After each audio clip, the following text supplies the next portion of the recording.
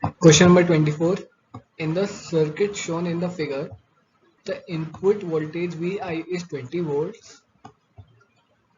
Uh, Base emitter voltage is 0 and collector emitter voltage is also 0.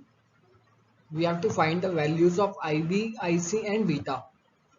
So options are option 1, IB is 40 microampere and IC is 10 milliampere and beta is 250. Option 2 is IB as 25 microampere, IC as 5 milliampere and beta as 200. Option 3 is IB as 40 microampere, IC as 5 milliampere, beta is 125. Option number 4 is IB as 20 microampere, IC as 5 milliampere and beta is 250.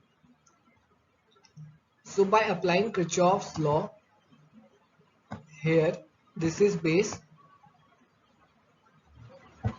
this is emitter and this is collector. So we are applying Kirchhoff's law here. So Vi input voltage will be equal to base emitter voltage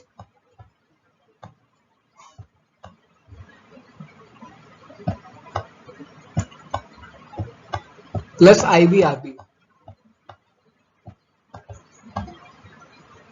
IB and RB. So base emitter voltage is given to us as 0. So VBE will be 0. So Vi equal to 0 plus IB RB. Input voltage is given to us as 20. So 20 into IB into 500 into 10 to the power 3. And when we calculate this, IB will come as 40 microamperes. So IB is 40 microamperes. And IC will be, we have to apply Kirchhoff's law here, 20 and this will be 0. So 20 minus 0 is, so Kirchhoff's law here will be 20 minus 0 equal to IC RC.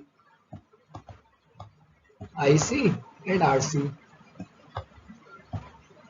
RC is given to us as 4 kilo ohm. So 4 kilo ohm will be 4 into 10 to the power 3. So IC will be 20 minus 0 upon 4 into 10 to the power 3. So IC will come as 5 milliampere. And we know that beta is ratio between IC upon IB. So after solving this, IC upon RB will be 125. So option 3 will be correct option.